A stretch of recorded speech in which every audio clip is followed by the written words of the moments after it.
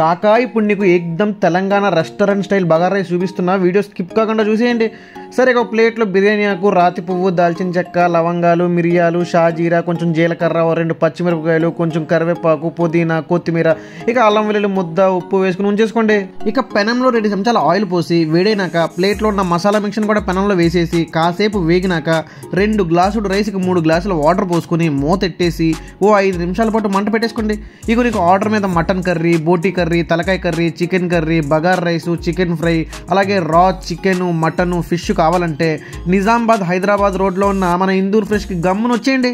ఇక పనిలో పని పొంగు కూడా వచ్చేసింది. 2 గ్లాసులు రైస్ వేసేసి తర్వాత మంచిగా కలిపినాక ఓ 10 నిమిషాల పాటు మూత ఎట్టేసి వండేసుకోండి. ఏట అయిపోయింది అనుకుంటున్నారా? మరి దమ్ ఎవడిస్తాడు చెప్పండి. మూత ఎట్టేసి ఓ మంచి దమ్ ఇచ్చేస్తే ఏకదమ్ Telangana restaurant style bagara rice ready. లాస్ట్లో పుదీనా, కొత్తిమీర కామను. ఈ మాస్టర్ షెఫ్కి మంచి హాయ్ వేసేసుకోండి. మనమైతే ఇంటికి తీసుకెళ్ళి ప్లేట్లో వేసుకొని మంచిగా చికెన్ ఫ్రై కలిపేసుకొని లాంచేసామన్నమాట. టేస్ట్ అయితే రచ్చ రంబోలా అంతే. ఎంతైనా తెలంగాణ అంటే నాన్ వెజ్ ఫుడ్ అంటే తెలంగాణ కాక ఉంటాం వల్ల.